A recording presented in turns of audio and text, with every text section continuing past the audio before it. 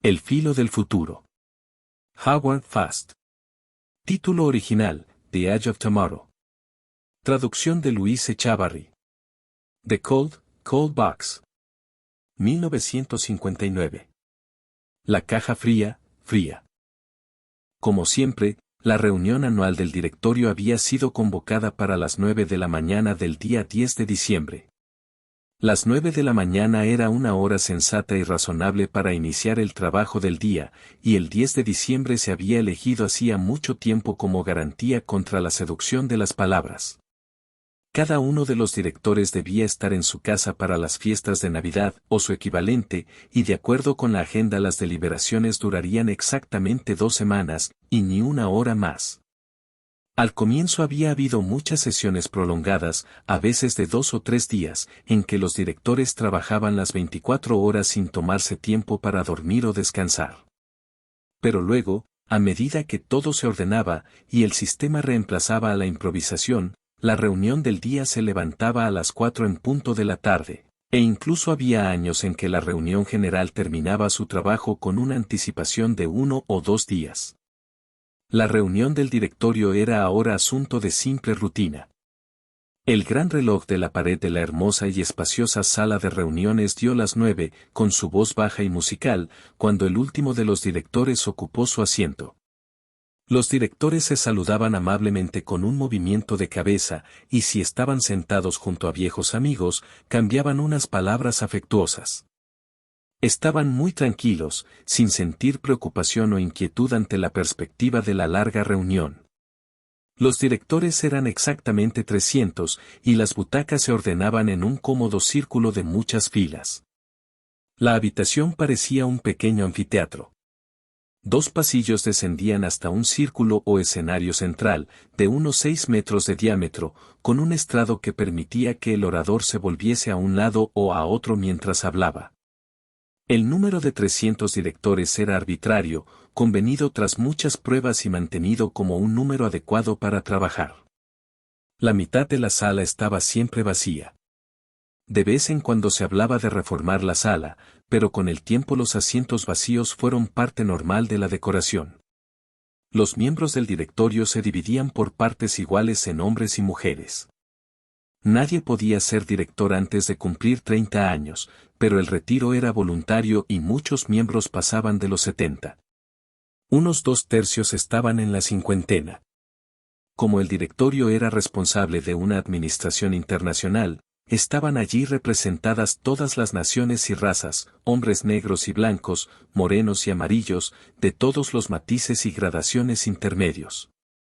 Lo mismo que las Naciones Unidas, aunque eran demasiado modestos para admitir esa comparación, tenían varios idiomas oficiales y un sistema de traducciones simultáneas, pero el utilizado con más frecuencia era el inglés.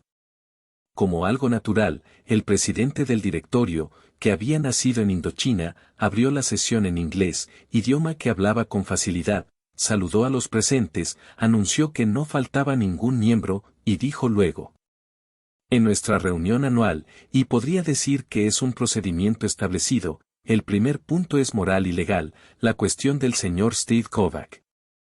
Lo tratamos antes de leer el orden del día, pues creemos que la cuestión del señor Kovac no es un asunto de orden del día o de negocio, sino de conciencia. De nuestra conciencia, debo añadir, y no sin humildad, pues el señor Kovac es nuestro único secreto. Todo lo demás, todo lo que este directorio discuta, vote, y decida, o rechace, será hecho público, como saben ustedes. Pero del señor Steve Kovac nada conoce el mundo, y en todos los años del pasado hemos decidido que el mundo siga ignorando al señor Kovac. Todos los años el señor Kovac es víctima de una acción cruel y criminal, que ejecutan los miembros de este directorio. Todos los años hemos decidido repetir ese crimen. La mayoría de los miembros del directorio no reaccionó al oír estas palabras, pero algunos hombres y mujeres jóvenes manifestaron sorpresa, perplejidad e inquietud, ya con gestos o ya en voz baja, con protestas de incredulidad. Los miembros del directorio no eran personas insensibles.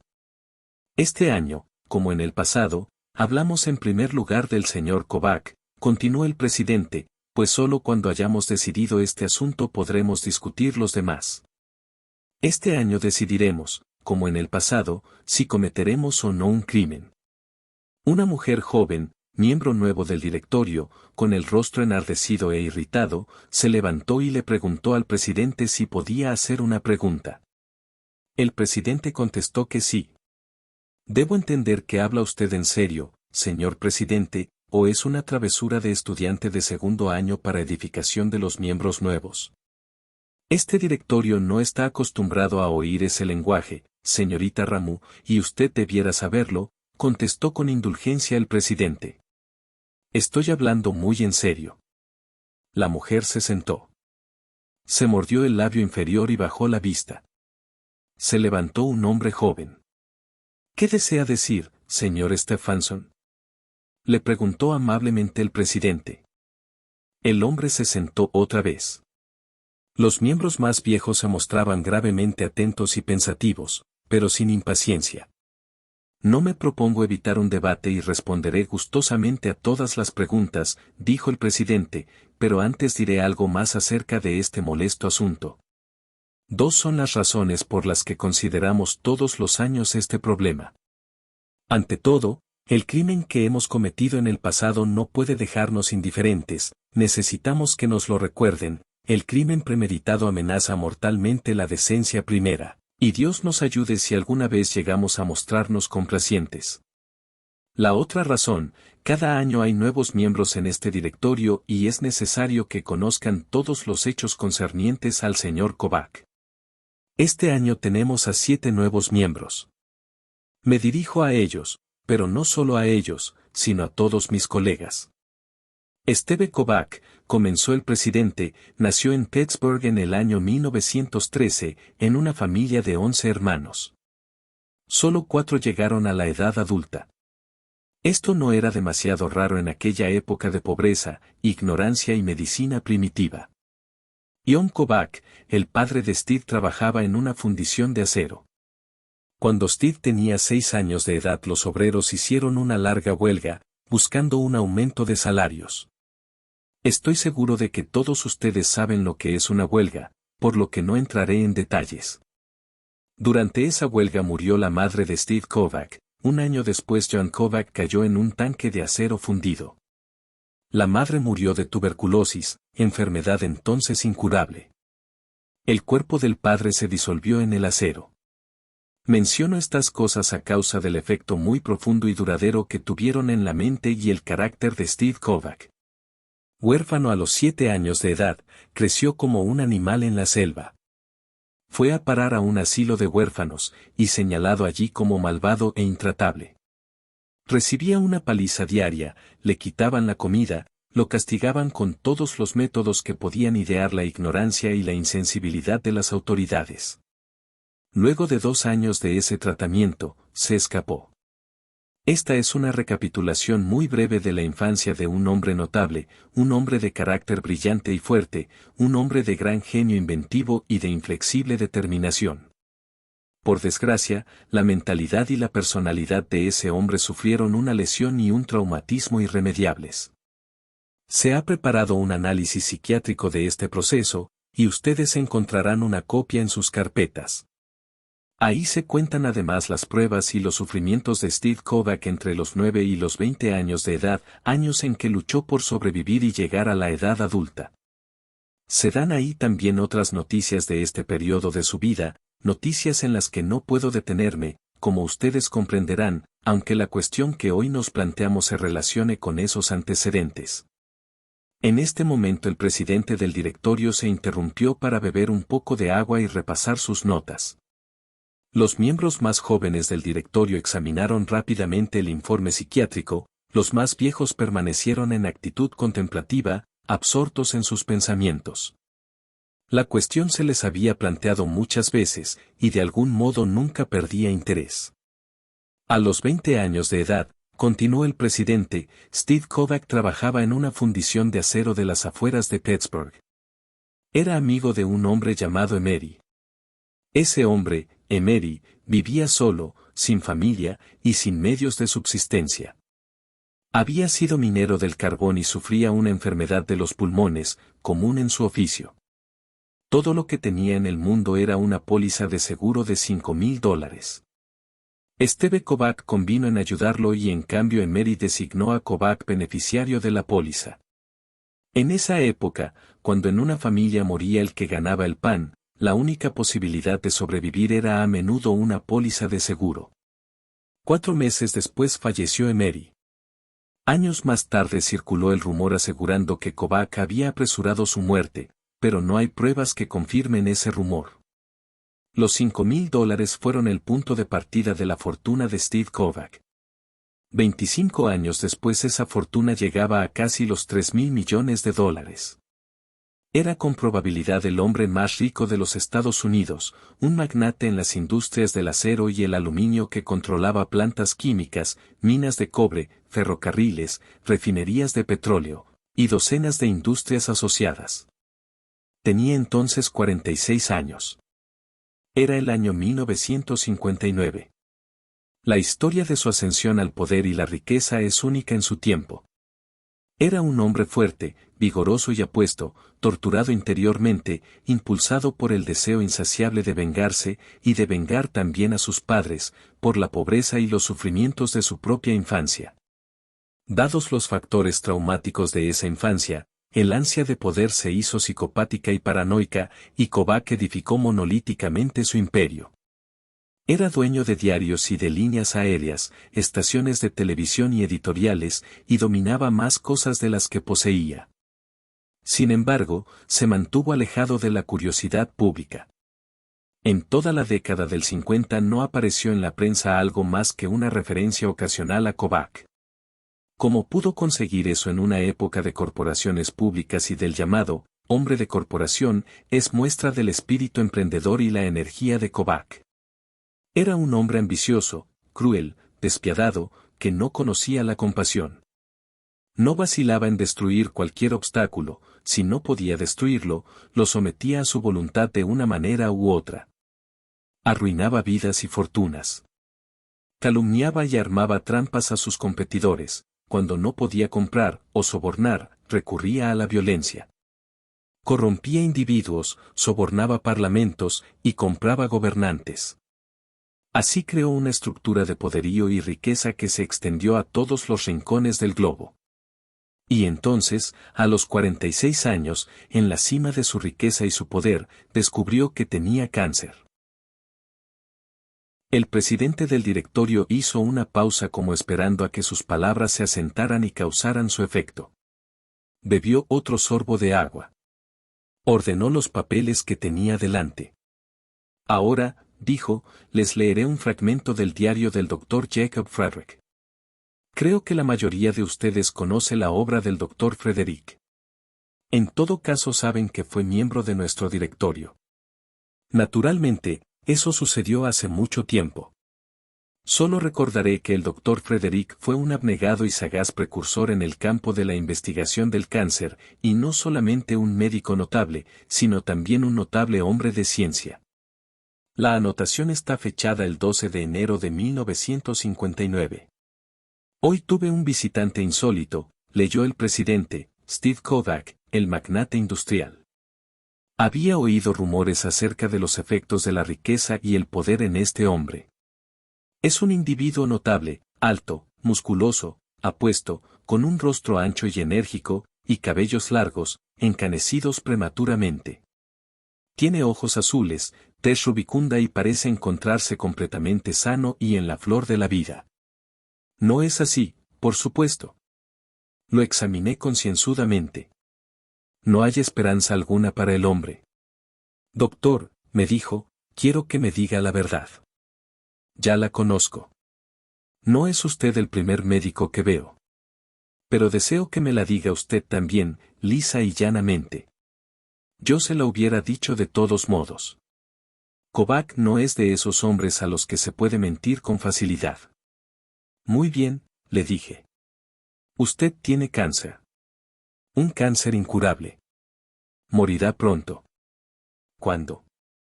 No podemos decirlo. Antes de un año quizá. ¿Y una operación? Prolongará su vida 1 año o 2, si sale bien. Pero significará dolor e incapacidad física. ¿De modo que no hay cura? Kovac parecía tranquilo y hablaba con una voz serena.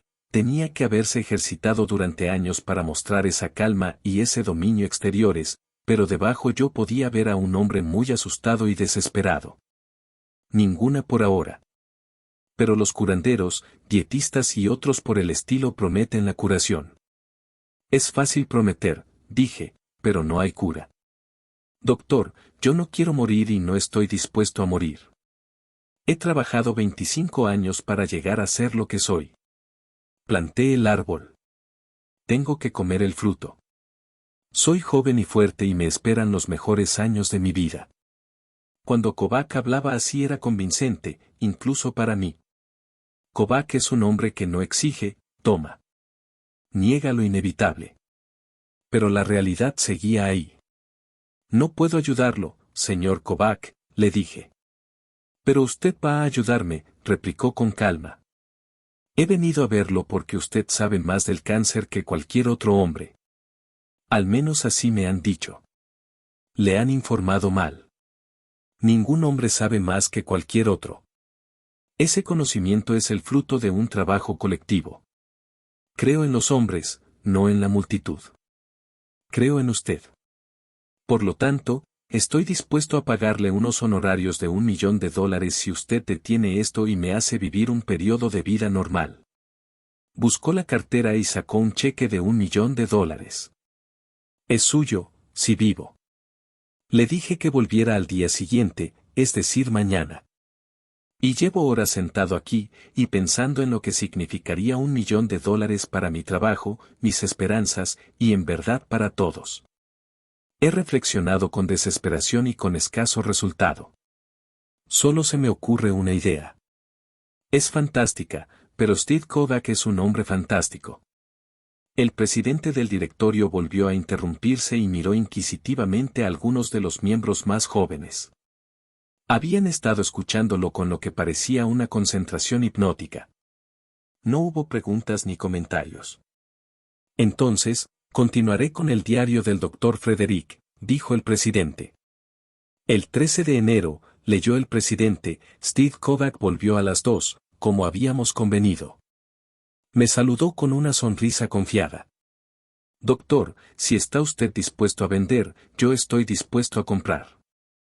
¿Y cree usted realmente que puede comprar vida? Puedo comprarlo todo. Es cuestión de precio. ¿Puede comprar el futuro? Pues ahí está la curación del cáncer. ¿Quiere comprarlo? Lo compraré porque usted ha decidido venderlo, dijo Kovac rotundamente. Sé con quién trato. Haga su oferta, Dr. Frederick. La hice, por fantástica que fuera. Le hablé de mis experimentos con los efectos del frío en las células cancerosas. Le expliqué que, aunque los experimentos no habían producido aún curación alguna, habíamos avanzado mucho en la aplicación intensa y rápida del frío extremado, o, para decirlo más científicamente, habíamos conseguido eliminar el calor de los tejidos vivos. Le detallé esas experiencias, como habíamos empezado a ensayar con ranas y culebras, congelándolas y luego eliminando el frío, y reanudando el proceso vital en una fecha posterior, como habíamos experimentado con ratas, gatos, perros, y luego monos. Siguió mi explicación y se anticipó a preguntarme. ¿Cómo devuelve usted la vida? No la devuelvo. La vida no termina. En ausencia del calor, lo que se podría llamar el proceso de maduración o de envejecimiento de la vida se suspende, pero la vida continúa. El tiempo y el movimiento están íntimamente relacionados, el frío intenso retarda el movimiento, y teóricamente hasta podría detenerlo, incluso dentro de la estructura atómica. Cuando el movimiento se detiene, el tiempo se detiene. ¿Es doloroso? Supongo que no. La transición es demasiado rápida. Me gustaría ver una experiencia. Le dije que tenía en mi laboratorio un mono que había sido congelado hacía 7 semanas. Mis ayudantes podían atestiguarlo. Fue al laboratorio conmigo y observó cómo revivíamos al mono. Al parecer, el animal no estaba peor que antes. ¿Y la mente? Me preguntó Kovac. No lo sé, contesté encogiéndome de hombros. Nunca hemos probado con un ser humano. ¿Pero usted cree que resultará? Estoy casi seguro. Necesitaría un equipo mejor y más completo. Si dispusiera de algún dinero podría mejorar el procedimiento, bueno, considerablemente. Kovac sacó el cheque de la cartera y me dijo. He aquí sus honorarios, aparte de lo que tenga que gastar. Compre lo que necesite y póngamelo en la cuenta. Gaste lo que tenga que gastar y compre lo mejor. Sin limitaciones. Y cuando yo despierte, después de haberse descubierto una cura, agregaré un segundo millón a sus honorarios. No soy hombre generoso, pero tampoco soy tacaño cuando compro lo que necesito. ¿Cuándo podremos hacerlo? Teniendo en cuenta la prognosis de su enfermedad, contesté, no demoraremos más de 5 semanas. Entonces tendré todo preparado. ¿Y usted? Yo también. Hay que resolver muchos detalles técnicos y legales. Tengo muchos intereses, como usted sabe, y el viaje que voy a hacer es de duración incierta. También cuidaré de su responsabilidad legal. Luego Kovac se fue. Era probablemente el acuerdo más extraño a que hubiesen llegado nunca un médico y su enfermo. Procuro pensar solo en una cosa, ahora cuento con $1 millón que puedo dedicar a mi trabajo y mis investigaciones. El presidente del directorio se interrumpió para limpiarse los lentes. Se aclaró la garganta y ordenó otra vez los papeles sobre la mesa. Como ustedes ven, explicó, el plan era sencillo y razonable. El señor Kovac estaba desahuciado, aquel era un medio de conservarle la vida y contener la enfermedad hasta que la ciencia descubriese una cura. La timidez no caracterizó nunca al señor Kovac. Analizó la situación, le hizo frente, y aceptó la única salida posible. En consecuencia, ordenó sus asuntos para asegurar la buena marcha de sus empresas, y para que éstas volvieran a sus manos cuando él despertara. En otras palabras, organizó una compañía tenedora de acciones única para todas sus empresas. Designó un directorio que administraría la compañía en ausencia del presidente, y se nombró a sí mismo presidente, con un presidente sustituto. Dispuso en una serie de reglamentos que ningún presidente sustituto pudiera desempeñar ese cargo durante más de 2 años, que el directorio se ampliase anualmente, y otros detalles destinados a un único fin, retener él mismo todo el poder. Y como no estaba muerto, sino solo ausente, creó una situación única y sin precedentes en la historia del mundo de los negocios. Esta compañía estaba libre del mecanismo de la muerte y sus inconvenientes y obstáculos tradicionales. Hasta que el señor Kovac volviera, la compañía era inmortal. Por supuesto, el Dr. Frederick fue incluido en el directorio. En otras palabras, concluyó el presidente, así se creó este directorio. El presidente se permitió su primera sonrisa y dijo: ¿Alguna pregunta? Un nuevo miembro del Japón quiso saber por qué entonces se le decía otra cosa al mundo. Opinamos que era lo mejor, dijo el presidente. Así como disponemos, los miembros de este directorio, de grandes recursos para el progreso y el desarrollo del mundo, disponemos también de medios notables para ocultar y alterar la verdad. La población de los Estados Unidos y Gran Bretaña podían haber aceptado quizá el hecho que Steve Kovac creó este directorio, pero a los soviéticos y a los chinos la noticia les hubiera parecido muy desconcertante. Recuerden que cuando establecimos una zona de libre comercio en la Unión Soviética e incluimos en nuestro directorio a 3 de sus principales gobernantes, nuestra situación cambió radicalmente. Entonces tuvimos en nuestras manos todas las fuentes de energía de la Tierra e impedimos el inminente estallido de la Tercera Guerra Mundial. En ese momento ya no podíamos ocultar la extensión de nuestras posesiones ni la suma de nuestros beneficios. Por supuesto, rectificó modestamente el presidente, no fuimos nosotros sino nuestros predecesores quienes resolvieron esos problemas. Nuestro saldo en efectivo era mayor que el de la tesorería de los Estados Unidos, nuestro potencial industrial superaba al de cualquiera de las grandes potencias. Créanme, sin habérselo propuesto, este directorio descubrió de pronto que dominaba el mundo. Y entonces necesitamos desesperadamente explicar quiénes éramos y qué representábamos. Un nuevo miembro, de Australia, se levantó y preguntó. ¿Puedo saber, señor presidente, cuánto tiempo después de la visita del señor Kovac al doctor Frederick ocurrió eso? Fue en el año en que falleció el doctor Frederick, 22 después de haber comenzado el tratamiento.